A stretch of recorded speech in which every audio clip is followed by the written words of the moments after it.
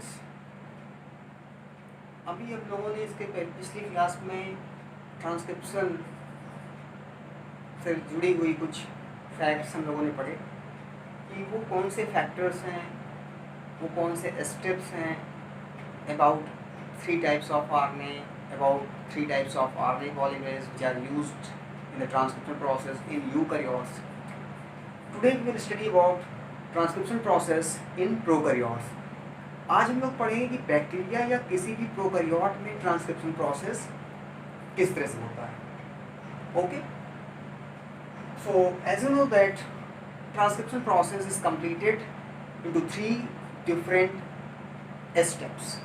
The first step is initiation, and initiation, elongation, and last termination. Okay, so first of all, initiation. Suppose that this is a DNA helix.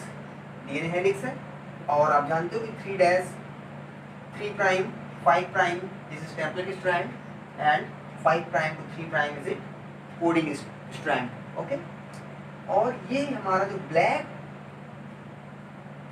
Marker से जो strand, template strand आप देख रहे हो, यही वो strand है जो जिसका क्या होना है, ट्रांसक्रिप्शन, जिसकी कॉपी होगी mRNA. This strand transfer its message to mRNA. Okay. Suppose that इस जगह पर प्रमोटर रीजन है और यहाँ पर कहीं पर टर्मिनेटर है. ओके, और यहाँ पर प्रमोटर है इस जगह पर. तो आरएनए पॉलीमरेज एंजाइम जो होगा यहीं पर बाइंड हो जाएगा और फिर क्योंकि आप जानते हो कि RNA polymerase it does not initiate the process, तो इसको एक स्टार्टर की जरूरत पड़ेगी और वो इनिशिएटर या स्टार्टर कौन है, सिग्मा फैक्टर.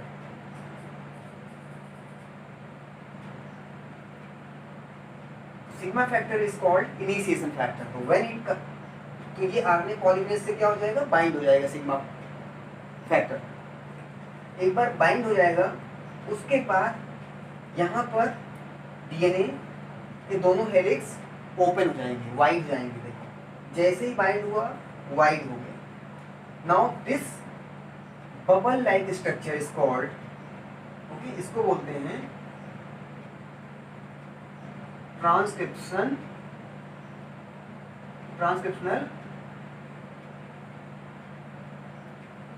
बबल. ये जो बबल लाइक स्ट्रक्चर बना this is called transcriptional bubble. और इस ट्रांसक्रिप्शनल बबल बनते ही इनिशिएशन स्टार्ट हो जाएगा, आरएनए का फॉर्मेशन, ट्रांसक्रिप्शन शुरू हो जाएगा, कॉम्प्लीमेंट्री राइबोन्यूक्लियोटाइड्स आते जाएंगे और ये आरएनए पॉलीमरेज एंजाइम जो है फॉस्फोडाइस्टर बॉन्ड क्रिएट करता चला जाएगा और आरएनए बनता चला जाएगा. आरएनए की चेन बनती चली जाएगी, कॉपी होती चली जाएगी और बस क्या होगा, जहाँ पर थाइमीन होगा वहाँ पर यूरेसिल आ जाएगा. ठीक है, और ये आरएनए पॉलीमरेज जो है फॉरवर्ड डायरेक्शन में जो है स्लाइड होगा, डीएनए स्ट्रैंड पर स्लाइड होगा. तो स्लाइड होता चला जाएगा तो चेन इलांगेट होती जाएगी, एक एक राइबोन्यूक्लियोटाइड आते जाएंगे और आरएनए की जो चेन है, जो लेंथ है वो बढ़ती जाएगी. तो इलांगेशन. अच्छा हाँ, इलांगेशन के समय आप देख रहे हो कि ये सिग्मा फैक्टर क्या हो गया, ये सिग्मा फैक्टर रिमूव हो गया. इनिशिएशन के लिए जरूरी था, इलांगेशन के लिए सिग्मा फैक्टर जरूरी नहीं है, ये तुरंत रिमूव हो जाता है और उसके बाद सिर्फ आरएनए पॉलीमरेज एंजाइम जो है it elongate the RNA chain.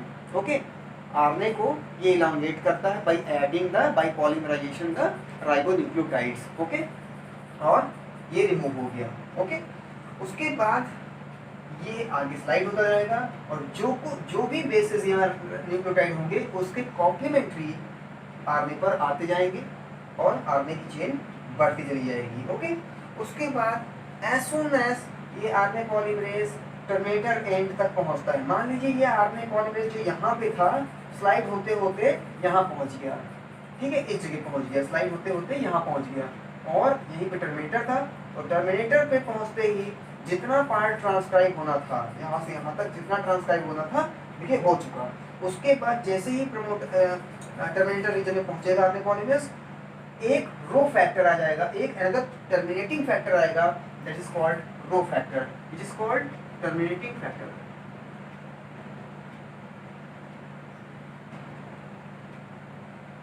जैसे सिग्मा जो है इनिशिएशन फैक्टर था, उसी तरह से रो फैक्टर जो है ये टर्मिनेटिंग फैक्टर है, ये प्रोसेस को एंड कर देगा, स्टॉप कर देगा। क्यों? क्योंकि जितना पार्ट ट्रांसक्राइब होना था डीएनए का उतना हो चुका है, स्ट्रक्चरल जीन जो भी जितना था वो ट्रांसक्राइब हो चुका है। ओके, और जैसे ही रो फैक्टर होगा अटैच होगा इससे, ये आरएनए को रिलीज कर देगा और उसके बाद फिर ये आरएनए पॉलीमरेज और रो फैक्टर दोनों खुद अलग हो जाते हैं। तो इस तरह से 3 स्टेप में ट्रांसक्रिप्शन प्रोसेस कंप्लीट होता है। और यहाँ पर जो एमआरएनए बनता है वो फुली फंक्शनल होता है। It is made up of exons and exons are the coding sequences. यहाँ पर पूरा का पूरा एमआरएनए फंक्शनल होता है इन प्रोकैरियोट्स।